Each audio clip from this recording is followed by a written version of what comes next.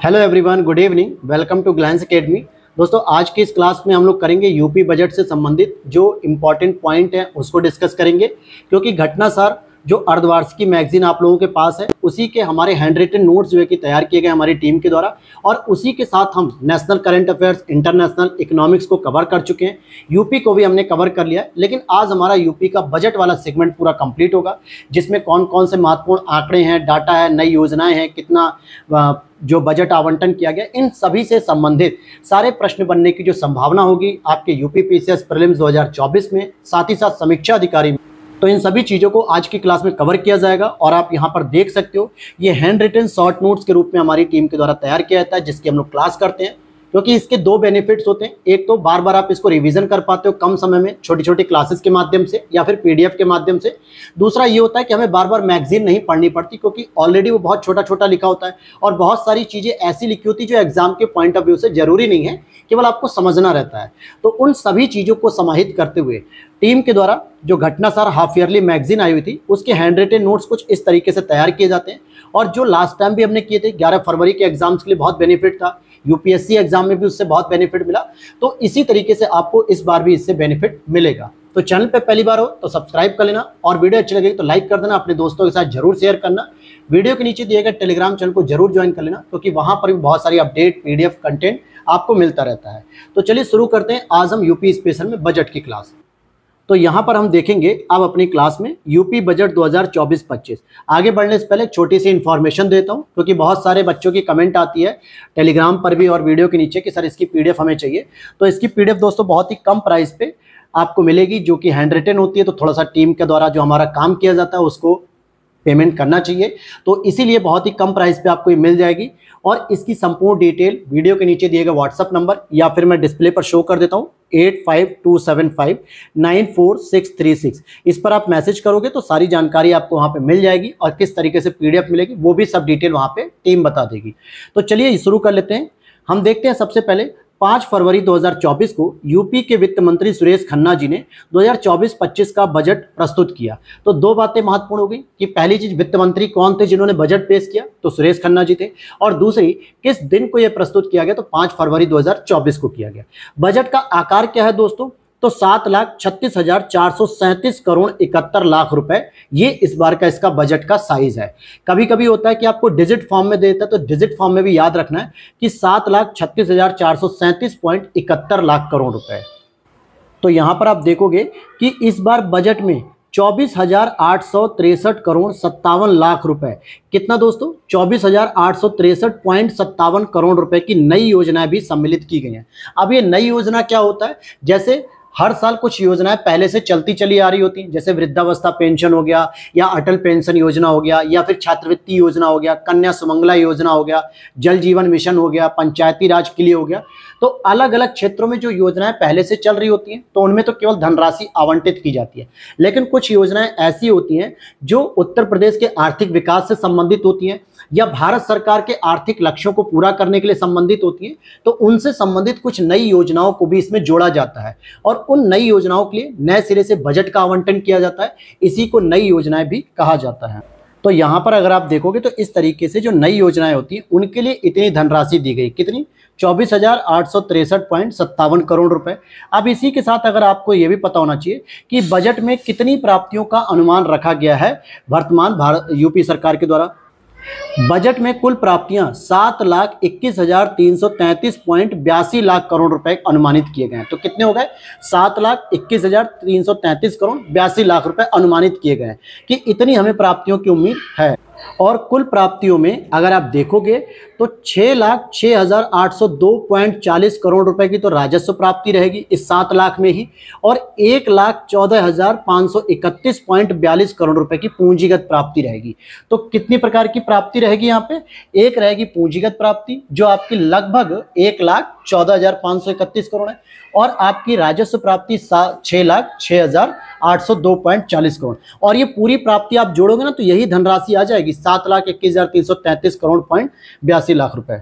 ठीक इसी प्रकार से और चीजें हम जानने की कोशिश करेंगे, जैसे बजट में कुल व्यय 7,36,437 करोड़ 71 लाख रुपए अनुमानित किया गया। ये वही चीज होती है जो व्यय होता है ना, वही पूरी धनराशि होती है। जैसे यहाँ पर आप देखोगे क्या लिखा है कि बजट का आकार 7,36,437 करोड़ 71 लाख रुपए।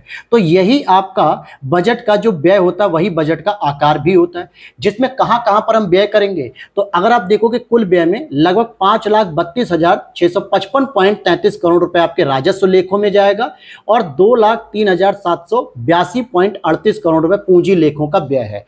तो राजस्व और पूंजी में जो व्यय हो रहा है वो भी मैंने अलग अलग बता दिया, और जितने अनुमानित प्राप्तियां हो सकती है वो भी मैंने अलग अलग बता दिया। और ये बिल्कुल सिंप्लीफाइड तरीके से बताया, क्योंकि यहां से प्रश्न जब सीधा बनेगा तो आप चकरा जाएंगे अगर आपने ढंग से नहीं पढ़ा होगा। तो 2024-25 के लिए राजकोषीय घाटा कितने रुपए का अनुमानित है? लगभग 86,530.51 करोड़। और ये लाइन जरा अच्छे से याद कर लो। साथ ही साथ जो वर्ष के लिए यानी 2024-25 के लिए अनुमानित कितना है, जो डोमेस्टिक जीडीपी होती है जिसको हम लोग कहते हैं ग्रॉस स्टेट डोमेस्टिक प्रोडक्शन, 3.46%।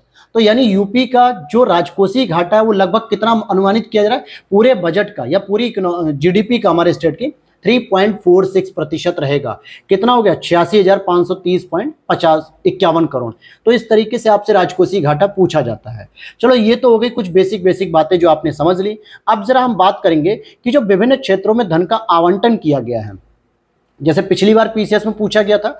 यहां पर देखो विभिन्न क्षेत्रों में जो धन का आवंटन है, जैसे शिक्षा क्षेत्र में कितना किया गया? 76,035 करोड़ रुपए किया गया है।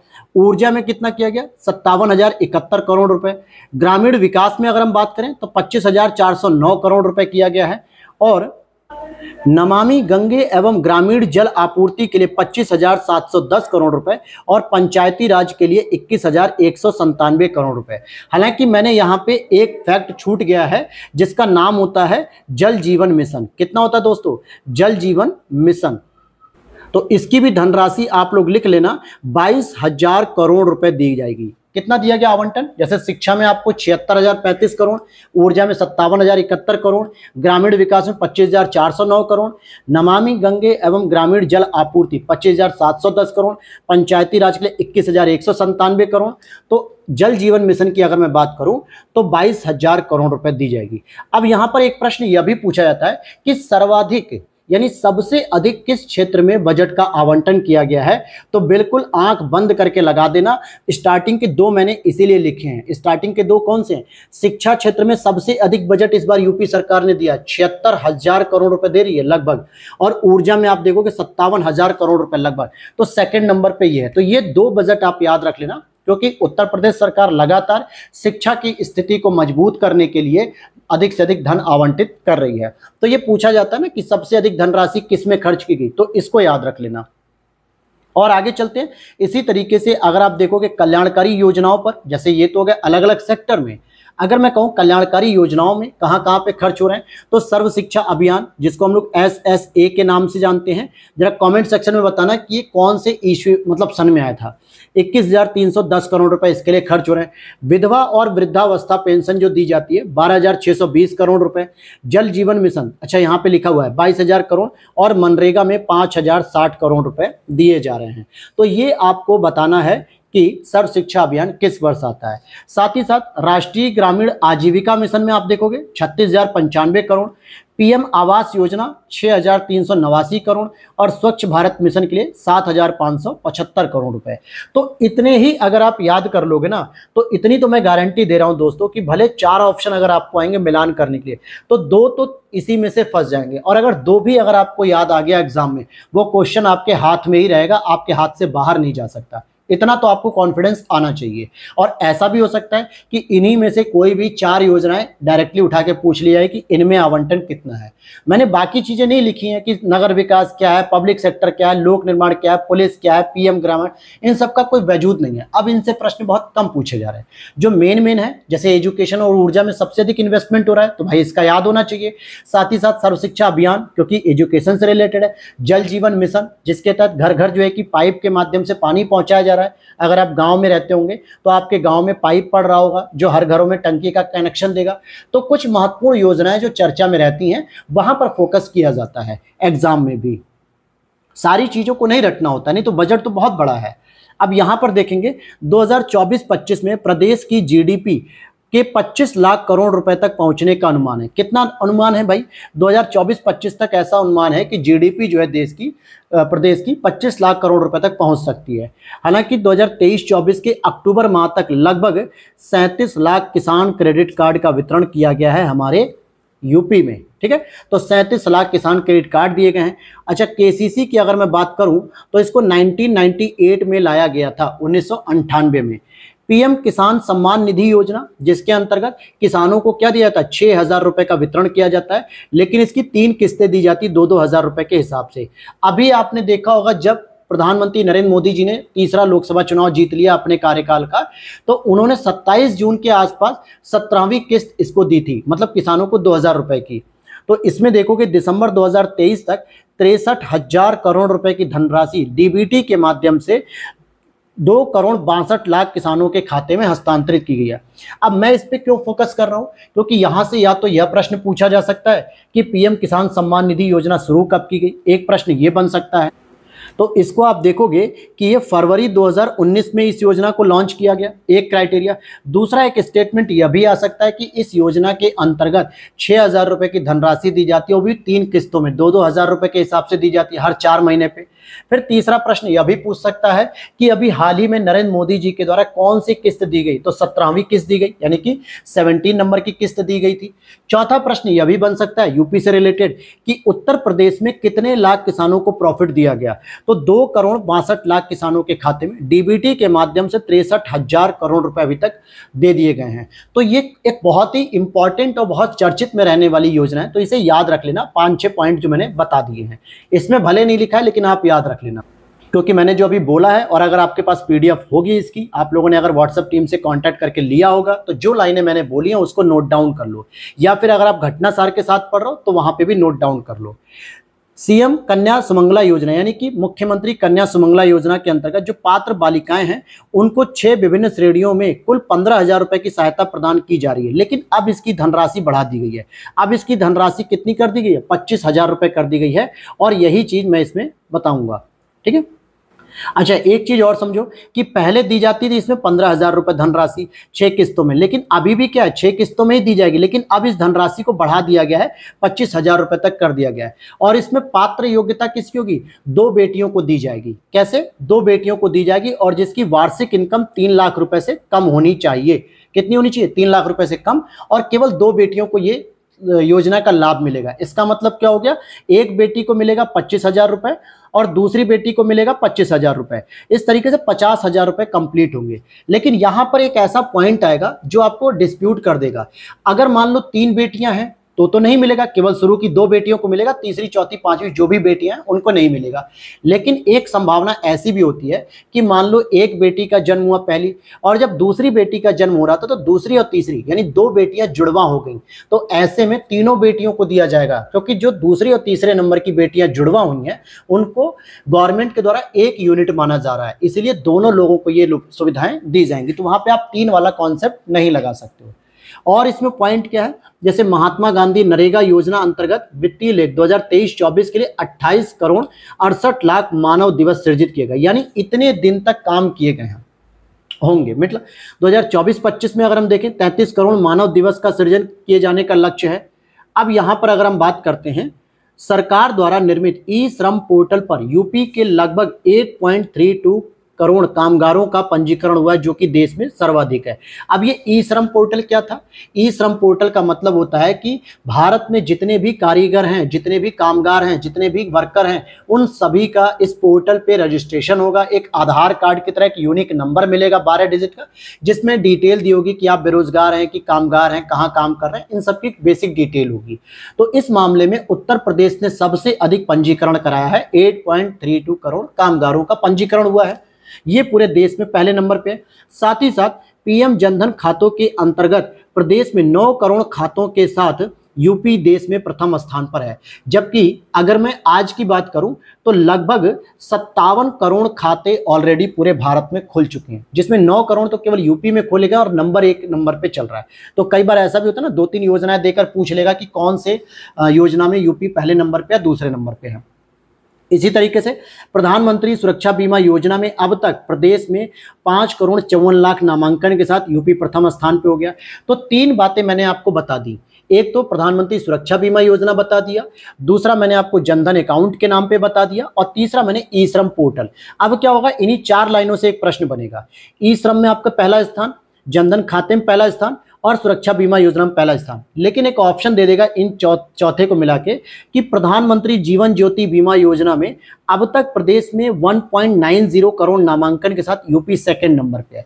चारों योजना दे देगा और पूछेगा कि उत्तर प्रदेश में निम्नलिखित 4 योजना में से कौन सी ऐसी योजना है जिनमें उत्तर प्रदेश का स्थान दूसरा है। तो आपको कंफ्यूजन नहीं होना चाहिए, तो जीवन ज्योति बीमा योजना में दूसरे नंबर पे आता है।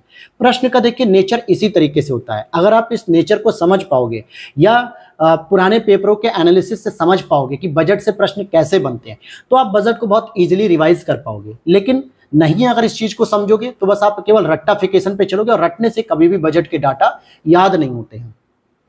अगला प्रश्न है, ease of doing business ranking में विभिन्न राज्यों में लॉजिस्टिक की सुलभता यानी लीड्स की जो रैंकिंग आती है 2023, इस रैंकिंग में यूपी को अचीवर्स की श्रेणी दी गई है और एक बहुत ही अच्छी मानी जाती है।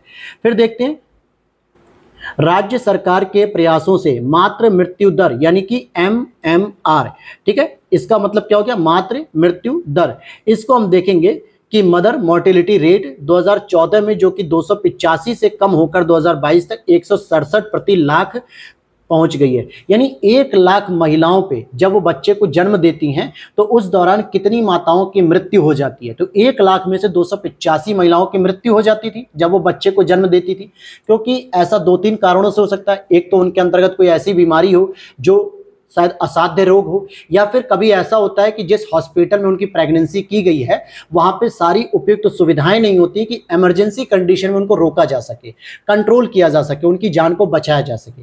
लेकिन योगी सरकार के द्वारा लगातार प्रयास करते हुए सरकारी अस्पतालों में बेहतर सुविधाएं प्रदान की जा रही हैं, माताओं को पोषण और सुरक्षा से संबंधित सारे उपाय दिए जा रहे हैं, जिसकी वजह से ये संख्या घटते हुए 167 प्रति लाख हो चुकी है। ये डायरेक्ट आंकड़ा पूछ लेगा, 285, 167, 180, 185 आपसे पूछ लेगा डायरेक्ट आंकड़ा।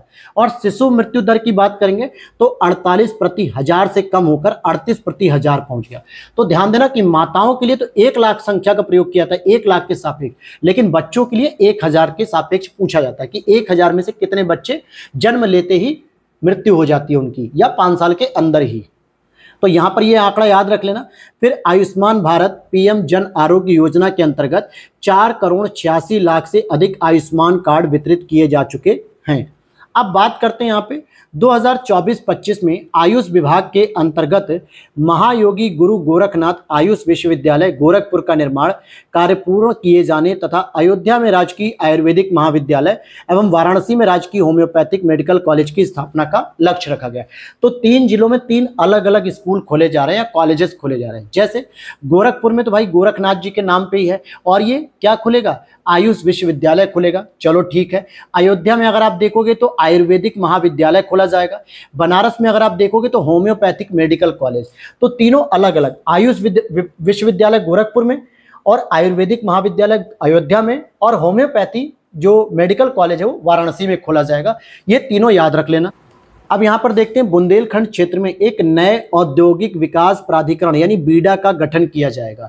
इससे पहले कौन सा चलता है हमारे यहाँ, गीडा भी एक चलता है। गीडा का मतलब क्या होता है, गोरखपुर इंडस्ट्रियल डेवलपमेंट अथॉरिटी।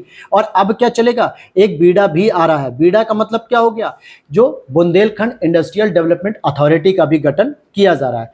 अब होगा क्या, बीडा आपको लिख के आपको इसकी फुल फॉर्म पूछ लेगा। अब बीडा के नाम से बुंदेलखंड इंडस्ट्रियल डेवलपमेंट पूछेगा, या फिर बागपत इंडस्ट्रियल डेवलपमेंट पूछ लेगा, या बिजनौर इंडस्ट्रियल डेवलपमेंट पूछ लेगा। जिसका भी नाम बी से होगा, या कोई भी और ऑप्शन दे सकता है आपको। अयोध्या में एक और हवाई अड्डा बनाया गया है जिसका नाम महर्षि वाल्मीकि अंतर्राष्ट्रीय हवाई अड्डे अयोध्या धाम का विकास कराया गया है। PM सहज बिजली हर घर योजना, जिसको हम सौभाग्य योजना भी कहते हैं, जो PM सहज बिजली हर घर योजना, जिसका जो स्टार्टिंग किया गया था 2017 में किया गया था राजस्थान के जिले से। राजस्थान का एक जिला था, नाम नहीं याद आ रहा मुझे, आप लोग बता देना कमेंट सेक्शन में। तो 2017 में इसको शुरू किया गया, PM सहज बिजली हर घर योजना, और इस योजना का नाम सौभाग्य योजना रखा गया। इसके तहत 62.18 लाख इच्छुक घरों के विद्युत कनेक्शन दिए गए हैं। यूपी सौर ऊर्जा नीति जो 2022 के अंतर्गत अगले 5 वर्षों में 22,000 मेगावाट विद्युत उत्पादन का लक्ष्य रखा गया है इस ऊर्जा नीति के तहत। और इसीलिए आपने देखा कि शिक्षा के बाद ऊर्जा सेकंड नंबर पे आता है, जहां पर आपको 57.071 अर्थात 57,071 करोड़ रुपए आवंटित किए गए। तो ये तभी तो पूरा होगा जब अधिक से अधिक आवंटन होगा, तभी 22,000 मेगावाट का जो 2027 तक टारगेट है उसे पूरा किया जा सकेगा। वर्तमान में अगर देखोगे तो लगभग 2600 मेगावाट की सौर ऊर्जा परियोजनाएं चल रही हैं, लेकिन इसको आगे बढ़ाते हुए और भी बढ़ावा देना है। महाकुंभ मेला भी होने वाला है हमारे यहाँ, जो कि महाकुंभ मेला 2025 में होगा और इसके भव्य आयोजन के लिए 2500 करोड़ रुपए की व्यवस्था की गई है महाकुंभ के लिए। पीएम आवास योजना ग्रामीण में अब तक 36,15,000 आवास स्वीकृत किए गए हैं उत्तर प्रदेश के अंतर्गत। हालांकि एक और इंपॉर्टेंट डाटा देता हूं कि पहले इसका टारगेट था कि 2022 तक हम सभी लोगों को पीएम आवास योजना के अंतर्गत अधिग्रहित कर लें, सबको आवास मिल जाए, लेकिन ये पूरा नहीं हो पाया। तो इसीलिए अब इसका टारगेट रखा गया 2024 तक इसको कंप्लीट कर लिया जाए कि सभी को आवास मिल जाए।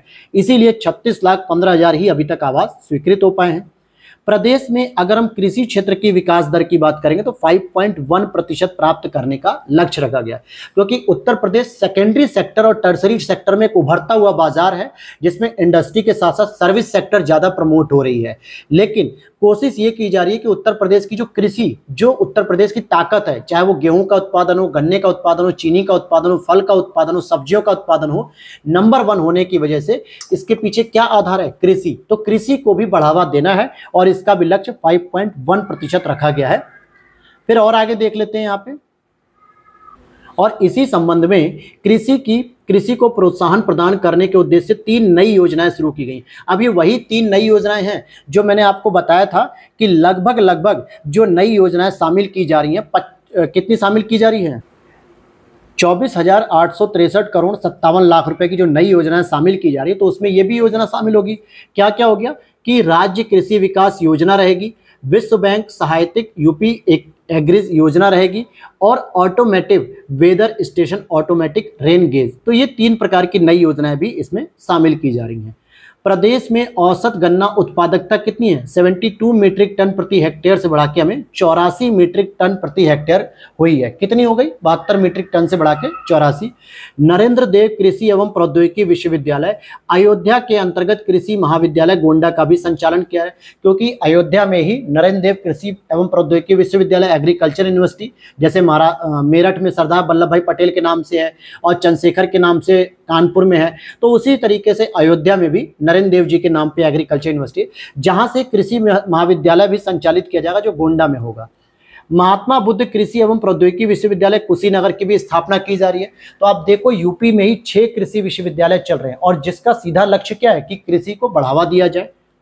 पीएम मत्स्य संपदा योजना के अंतर्गत एक्वा पार्क के निर्माण की नई योजना 190 करोड़ रुपए की व्यवस्था की गई है। अब भाई एक नई योजना लाई गई थी पीएम मत्स्य संपदा योजना, इसके अंतर्गत जो जगह जगह पे एक्वा पार्क बनाए जाएंगे, इसी के लिए 190 करोड़ रुपए की व्यवस्था की गई और यह भी एक नई योजना है। पिछले दिनों राज्य को best state for inland fisheries का भी प्रथम पुरस्कार दिया गया था, जब गुजरात में इसका समिट हो रही थी। वर्ल्ड लेवल पे जो समिट होती ना, वहीं पर। तो इनलैंड फिशरीज यानी कि अपने राज्य के अंतर्गत सबसे अच्छा जो मत्स्य उत्पादन होता है, वो उत्तर प्रदेश को पहला नंबर मिला था, पहला पुरस्कार मिला था। पीएम उज्ज्वला योजना 2023-24 में 56 लाख से अधिक लाभार्थियों को निःशुल्क गैस सिलेंडर वितरित किए गए थे। और PM mega integrated textiles and apparel योजना के अंतर्गत लखनऊ और हरदोई के सीमा पर, जो कि हरदोई में एक जगह आती है संडीला नाम की, और वहीं उसी के बाद लखनऊ शुरू हो जाता है, तो उसी के बीच में 1000 एकड़ क्षेत्रफल में मेगा टेक्सटाइल्स पार्क स्वीकृत किया गया है। ये वही योजना है दोस्तों जो मित्रा करके हमने पढ़ी थी ना, मित्रा योजना, जिसके अंतर्गत हमें 7 पार्क देखने को मिले थे भारत के अलग अलग क्षेत्रों में, जिसमें उत्तर प्रदेश को भी एक मेगा टेक्सटाइल पार्क मिला जो लखनऊ और हरदोई की सीमा पर बनेगा, जिसके लिए 1000 एकड़ क्षेत्रफल में मेगा टेक्सटाइल पार्क की स्थापना की जाएगी। वाराणसी में national institute of fashion technology NIFT की स्थापना के लिए भूमि क्रय हेतु 150 करोड़ रुपए का बजट आवंटित किया गया है। अब आपको लगेगा कि सर निफ्ट तो हमने पढ़ा है अलग अलग जगह पे, नई दिल्ली में इसका हेडक्वार्टर है, तो बिल्कुल सही पढ़ा है, इसका हेडक्वार्टर नई दिल्ली में है, लेकिन एक ही जगह से हम नेशनल फैशन डिजाइनिंग को आगे नहीं प्रमोट कर सकते हैं, तो अलग अलग क्षेत्रों में हम इसको विकसित करेंगे। जैसे उत्तर प्रदेश में आपके रायबरेली में पहले से ही एक national institute for fashion technology के लिए है, वैसे ही अब बनारस में भी एक नया पार्क मतलब कि एक इंस्टीट्यूट बनाया जाएगा जो आपके 150 करोड़ रुपए का प्रस्तावित है। फिर आगे देखते हैं, विंध्याचल धाम मंडल में मां विंध्यवासिनी राज्य विश्वविद्यालय, मुरादाबाद मंडल में एक राज्य विश्वविद्यालय और देवी पाटन मंडल में एक मां पाटेश्वरी राज्य विश्वविद्यालय। ये जो देवी पाटन मंडल है ये नेपाल बॉर्डर और बलरामपुर के बीच में है। बलरामपुर के अंतर्गत ही ये ब्लॉक आता है देवी पाटन, तो वहीं पर बनता है और देवी पाटन का एक मंदिर भी बहुत फेमस है, तो वहीं उन्हीं के नाम पे मां पाटेश्वरी राज्य विश्वविद्यालय बनेगा। अच्छा, महाकुंभ के लिए अभी हमने बताया, महाकुंभ जो आपका प्रयागराज में होगा 2025 के अंतर्गत, उसमें 100 करोड़ रुपए विभिन्न कार्यों के लिए दिया जाएगा। लेकिन अभी मैंने इससे पहले क्या पढ़ाया आपको, महाकुंभ के भव्य आयोजन के लिए तो 2500 करोड़ रुपए दिया जाएगा सीधे सीधे, लेकिन उसमें बहुत सारे ऐसे भी छोटे छोटे काम पड़ जाते हैं ना जिसके लिए अलग से बजट की जरूरत पड़ती है, तो विभिन्न कार्यों के लिए, तो ये भले इंपॉर्टेंट ना हो लेकिन आपसे उसके भव्य आयोजन के लिए जो 2500 करोड़ रुपए चाहिए उससे डायरेक्ट प्रश्न आएगा। साथ ही साथ प्रयागराज में निषाद राज गुहा सांस्कृतिक केंद्र श्रृंगेरपुर की स्थापना की जाएगी और आजमगढ़ के हरिहरपुर में संगीत महाविद्यालय की स्थापना तथा महर्षि वाल्मीकि सांस्कृतिक केंद्र चित्रकूट की स्थापना की जाएगी। तो आप देख पा रहे होंगे कि इस बार बजट में लगभग 8-9 संस्थान आपको देखने को मिले हैं, जहां से एक आध संस्थान का मिलान करने को जरूर आएगा। जैसे प्रयागराज के श्रृंगेरपुर में खोला जाएगा निषाद राज सांस्कृतिक गुहा केंद्र, आजमगढ़ में हरिहरपुर में संगीत महाविद्यालय बढ़ावा दिया जाएगा, चित्रकूट में महर्षि वाल्मीकि सांस्कृतिक केंद्र हो गया, इसी तरीके से कुशीनगर में एग्रीकल्चर यूनिवर्सिटीज हो गई, मुरादाबाद मंडल में एक राज्य विश्वविद्यालय मां विंध्यवासिनी के नाम से भी खोला जाएगा, मां पाटेश्वरी देवी के नाम से। तो देख पा रहे हो लगभग 7-8 ऐसे स्टेट यूनिवर्सिटीज कह दो चाहे विश्वविद्यालय कह दो, ओपन करने के टारगेट दिए गए हैं। तो हो सकता है एक आध प्रश्न यहाँ से विश्वविद्यालय के मैचिंग के लिए भी आ जाएगा कि कौन सा किस जगह पे खोला जाएगा, तो इनको भी याद करके चलना है। बजट में देखो पढ़ते हुए खुद पता चल जाता है कि किस पर ज्यादा फोकस किया गया सरकार के द्वारा, और जिस पे वो फोकस करना चाहती है उस पे हम लोगों को भी फोकस करना चाहिए। साथ ही साथ वर्तमान में यूपी में वनावरण और वृक्षावरण प्रदेश के भौगोलिक क्षेत्रफल का 9.23% है, जिसका टारगेट रखा गया 2030 तक कि ये वनावरण और वृक्षावरण का जो टारगेट है 15% तक लक्ष्य पहुंचाने का काम किया जा रहा है। लखनऊ में ही दिल्ली की तर्ज पर 1500 एकड़ क्षेत्र में एरो सिटी विकसित होगी, जहां पे 7 स्टार होटल, पार्क, विश्वस्तरीय कन्वेंशन सेंटर जैसी सुविधाएं होंगी। अगर आप दिल्ली में जब जाओगे एयरपोर्ट लाइन पे जाओगे मेट्रो के माध्यम से, तो धौला कुआं के आगे एक मेट्रो स्टेशन पड़ता है एरो सिटी मेट्रो स्टेशन, जहां पे टर्मिनल 1 और 2 वहां पे मिल जाते हैं। बाकी आप आगे जाओगे तो इंदिरा गांधी एयरपोर्ट एक मेट्रो स्टेशन है, यहाँ पे टर्मिनल 3 है, ठीक है। तो एरो सिटी पे बहुत सारी सुविधाएं होती, वहीं पर आप चेक इन वगैरह भी कर सकते हो, वहां पे भी फ्लाइट के लिए सारे जो प्रोविजन होते हैं वो फॉलो कर सकते हो। तो वहाँ पे 7 स्टार होटल होते हैं, पार्क होते हैं, पार्किंग होती है और कन्वेंशन सेंटर होते हैं। तो उसी तरीके से लखनऊ में भी ओपन किया जाएगा। और लखनऊ में भी आपको पता है चौधरी चरण सिंह एयरपोर्ट है हमारा, जिसको अमौसी हवाई अड्डे के नाम से भी जानते हैं, तो इसकी जरूरत है, तो इसको भी डेवलप किया जाएगा। फिर लखनऊ स्थित कुकरेल वन क्षेत्र में कुकरेल नाइट सफारी पार्क की भी स्थापना की जाएगी। प्रयागराज में निर्माणाधीन डॉक्टर राजेंद्र प्रसाद राष्ट्रीय विश्वविद्यालय स्थित है। देखिए ये भी एक प्रश्न बन सकता है। निर्माण श्रमिकों के बच्चों को निःशुल्क गुणवत्तापूर्ण एवं उद्देश्यपरक शिक्षा उपलब्ध कराने की दृष्टि से प्रत्येक मंडल में एक एक अटल आवासीय विद्यालय स्थापित किया जाएगा। अब यहाँ पर आपको जानना है कि हमारे उत्तर प्रदेश में कितने मंडल हैं। टोटल 18 मंडल हैं, तो कितने अटल आवासीय विद्यालय स्थापित होंगे? 18। आवासीय का मतलब क्या हो गया? वहां पे आपको एजुकेशन भी दी जाएगी, प्राइमरी से लेकर अपर प्राइमरी वगैरह सारी चीजें जो अभी हमने यहाँ पे पढ़ा कि गुणवत्तापूर्ण वगैरह पूरे इंटर कॉलेज तक, और उसमें रहने की व्यवस्था भी दी जाएगी, अर्थात आवासीय विश्वविद्यालय। हालांकि अगर आप देखोगे 16 अटल आवासीय विद्यालयों का लोकार्पण माननीय प्रधानमंत्री जी के द्वारा ऑलरेडी किया जा चुका है। तो उत्तर प्रदेश में हर एक मंडल में खोलने का प्रयास होगा और टोटल 18 मंडल हैं। अगर मैं 18वें मंडल की बात करूं तो लेटेस्ट आपका कौन सा बना है? अलीगढ़ बना है। और अगर मैं नगर निगम की बात करूं तो टोटल हमारे यहाँ 17 नगर निगम है, जिसमें 17वां जो नगर निगम है ये आपका शाहजहांपुर है। ये वही शाहजहांपुर है जहां पे अशफाक उल्लाह खां जी की जन्मस्थली थी और बरेली से 60 किलोमीटर दूर ये पड़ता है। अब आगे देख लेते हैं, राज्य वस्तु एवं सेवा कर यानी कि स्टेट जीएसटी तथा मूल्य संवर्धित कर वैल्यू एडिशन टैक्स से राजस्व संग्रह का जो लक्ष्य है 1,56,981 करोड़ 89 लाख रुपए निर्धारित किया गया है। फिर यहाँ पर देखते हैं कि यूपी की जीडीपी में विभिन्न क्षेत्रों का योगदान क्या है। अगर केवल उत्तर प्रदेश की बात करें, पूरे देश की नहीं, तो यहाँ पे 22-23 के अकॉर्डिंग अगर हम देखते हैं, यहाँ पे जो आंकड़े हमें देखने को मिलते हैं, प्राथमिक क्षेत्र का योगदान यूपी की जीडीपी में कितना, लगभग 23.78%। द्वितीय क्षेत्र की योगदान कितना, लगभग 29.66%। और तृतीय क्षेत्र की बात करेंगे तो 46.55%। अब पूरे भारत का नहीं पूछ रहे हैं हम, यहाँ पे यूपी की जीडीपी में ही प्राइमरी सेक्टर, टर्सरी सेक्टर और सेकेंडरी सेक्टर का योगदान की बात कर रहे हैं। तो यहाँ पे ये चीजें क्लियर हो गई। फिर आगे देख लेते हैं कुछ और भी इंपॉर्टेंट जो है कि फैक्ट से संबंधित बातें थी जो कि महत्वपूर्ण परीक्षा उपयोगी, जैसे यूपी वर्तमान में देश का सबसे बड़ा उपभोक्ता और श्रम बाजार बना हुआ है।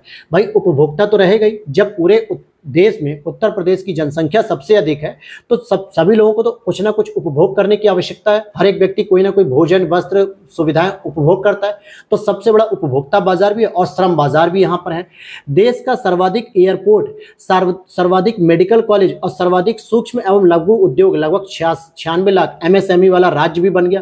पूरे देश में सबसे अधिक एमएसएमई भारत यूपी में, एयरपोर्ट यूपी में, मेडिकल कॉलेज यूपी में है। वहीं यूपी देश में कौशल विकास नीति लागू करने वाला पहला राज्य भी बन गया। यूपी क्या किया कि पहला देश राज्य बन गया जिसने यूपी के कौशल विकास नीति को लागू किया।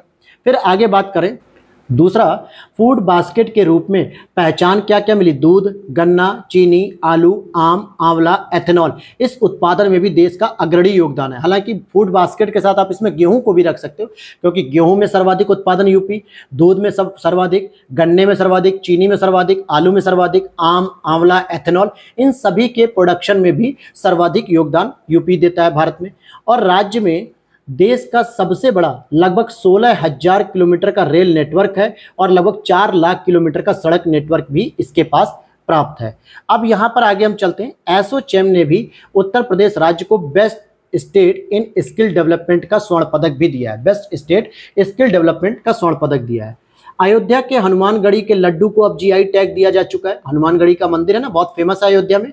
तो अयोध्या स्थित हनुमानगढ़ी के प्रसिद्ध बेसन के लड्डू को 8 जनवरी 2024 को प्रतिष्ठित भौगोलिक संकेतक दिया जा चुका है। हालांकि वर्तमान में अगर मैं बात करूं तो अगस्त 2024 तक का अपडेट आपको बता दूं तो यूपी में कितने जीआई संकेत हो गए हैं, आपके जीआई टैग 75 मिल चुके हैं। और इसी के साथ यूपी का जो स्थान आता है पूरे भारत में, वो पहले नंबर पे आता है कि सबसे अधिक जीआई टैग हमारे यूपी को है। सेकंड नंबर की बात करें तो 58 जीआई टैग के साथ आपका तमिलनाडु सेकंड नंबर पे आता है। तमिलनाडु सेकंड नंबर पे आता है। तो ये सभी चीजें आपको याद होनी चाहिए। और अब हम लोग पढ़ते हैं अगले पॉइंट की ओर। संविदा गुरुकुलम बालिका सैनिक स्कूल, ये क्या है? ये आप देखोगे 1 जनवरी 2024 को केंद्रीय रक्षा मंत्री राजनाथ सिंह ने यूपी के वृंदावन यानी मथुरा में पहले संविद गुरुकुलम पूर्ण बालिका सैनिक स्कूल का उद्घाटन किया, जो पूरी तरीके से किसके लिए है? बालिकाओं के लिए है। और यह महत्वपूर्ण कदम रक्षा क्षेत्र में लड़कियों को समान अवसर प्रदान करने की सरकार की इस स्कूल में 870 बालिका विद्यार्थियों को शिक्षा और प्रशिक्षण प्रदान किया जाएगा।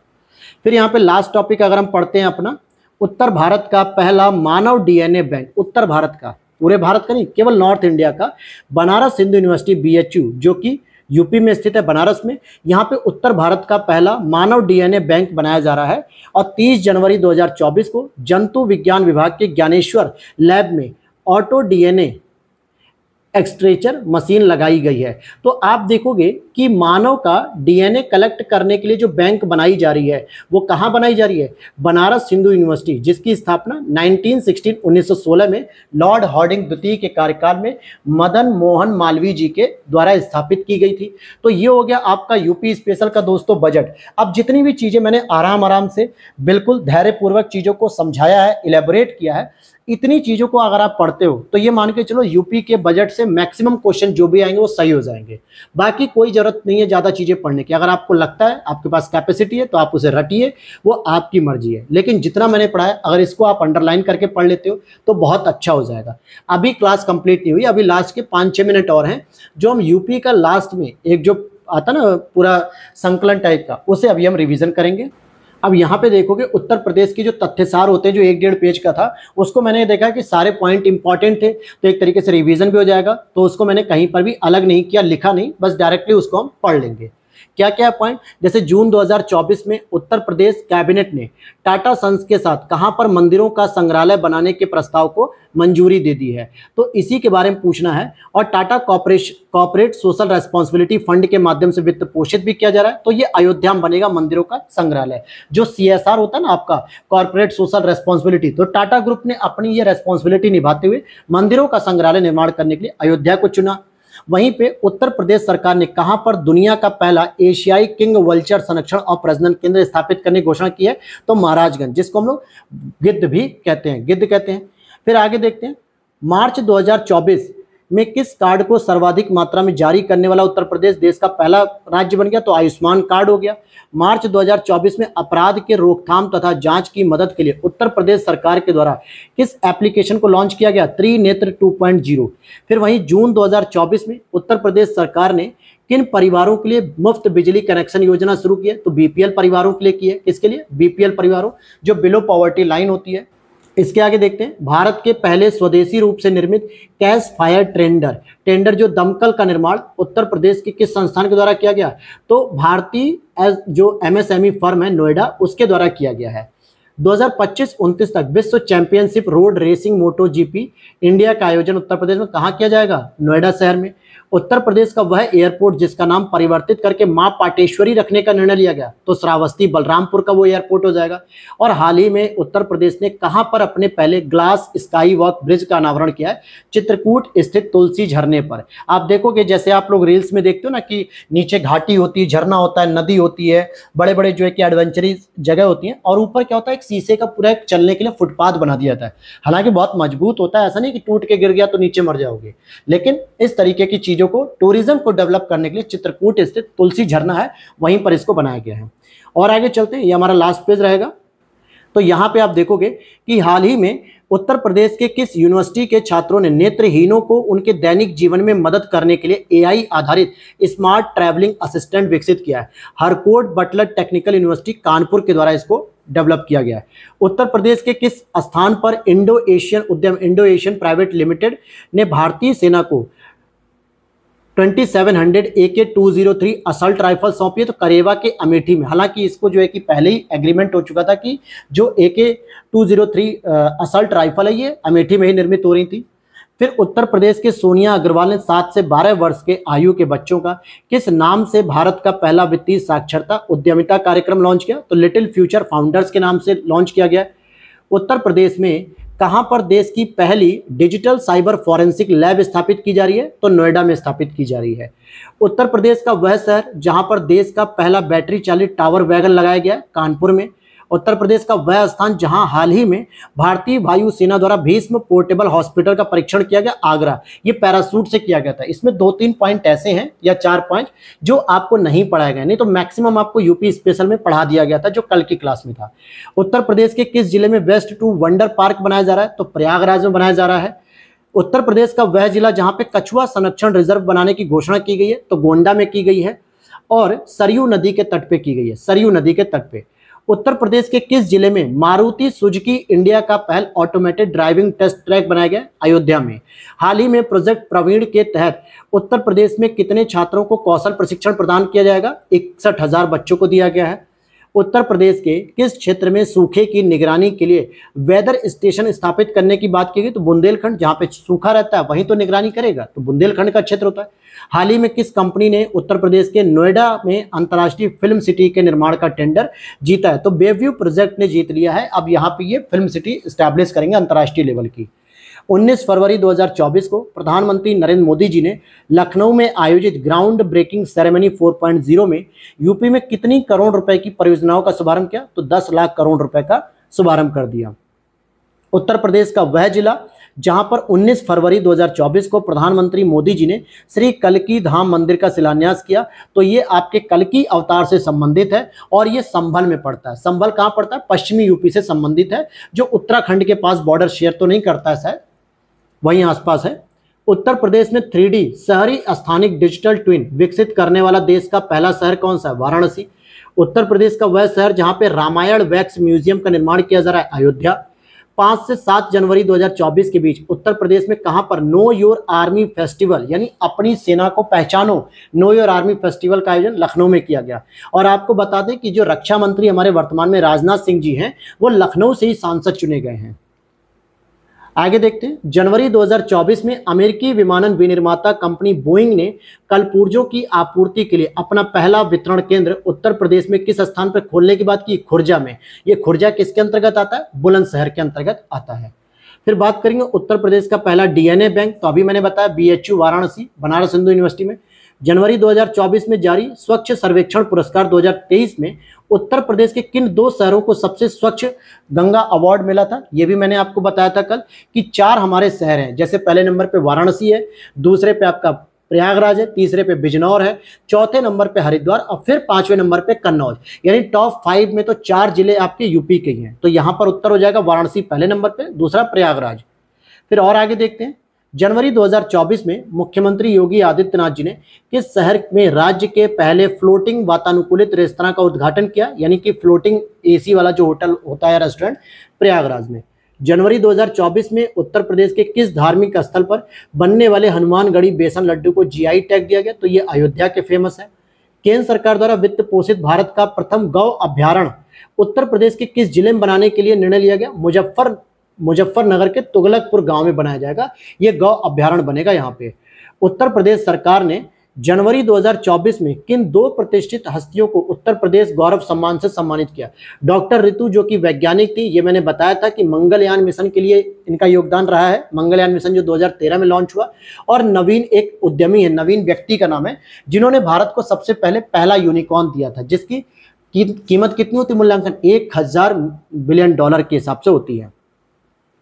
फिर आगे देखो, उत्तर प्रदेश बजट 2024-25 में कहां पर राष्ट्रीय फैशन टेक्नोलॉजी यानी कि निफ्ट की बात की जा रही है, जिसका हेडक्वार्टर मैंने नई दिल्ली बताया, रायबरेली में भी ऑलरेडी है, तो अभी वाराणसी में भी स्टैब्लिश होगा लगभग 150 करोड़ रुपए की लागत से।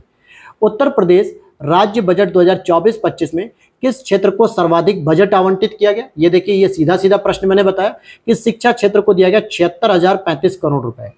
नेक्स्ट है आपका 5 फरवरी 2024 को उत्तर प्रदेश में वित्त मंत्री सुरेश खन्ना जी के द्वारा 2024-25 का राज्य बजट प्रस्तुत करते हुए कितने करोड़ रुपए का अब तक का सबसे बड़ा राज्य बजट पेश किया गया? तो 7,36,438 करोड़ रुपए के हिसाब से इसको प्रस्तुत किया गया है। तो ये हो गया आपका यूपी स्पेशल का पूरा करंट अफेयर्स में बजट वाला सेगमेंट कवर हो चुका। और इससे ज़्यादा आपको बजट के लिए और कुछ नहीं पढ़ना है दोस्तों। अगर आप इतना भी तैयार कर लेते हो ना, तो ये मान के चलो कि आपके मैक्सिमम प्रश्न यहाँ से सही हो जाएंगे। देखो 100% तो जो है कि प्रश्न कोई सही होने की गारंटी नहीं देता है। आपके पास अगर समय है तो आप पूरा पढ़ो, लेकिन मैं कहता हूं कि अगर पूरा पढ़ के भी आप 9 क्वेश्चन मान लो सही कर पा रहे हो और केवल कुछ नोट्स पढ़ के भी अगर आप 8 क्वेश्चन सही कर रहे हो, तो एक क्वेश्चन के लिए जो आपने एक्स्ट्रा एफर्ट किया वो आप दूसरे सब्जेक्ट पे दे सकते थे उतना टाइम, तो वो आपका ज़्यादा अच्छा बेहतर स्कोर करता। तो बाकी वीडियो अच्छी लगी तो लाइक कर देना, चैनल पे पहली बार तो सब्सक्राइब कर लेना, और वीडियो के नीचे दिए गए व्हाट्सएप नंबर पे इस पीडीएफ की डिटेल मिल जाएगी जो हैंड रिटन नोट्स की अभी हमने पढ़ी है। आप वहां से इस पीडीएफ को परचेस भी कर सकते हैं। तो मिलते हैं नेक्स्ट वीडियो में। Thanks for watching. जय हिंद, जय भारत।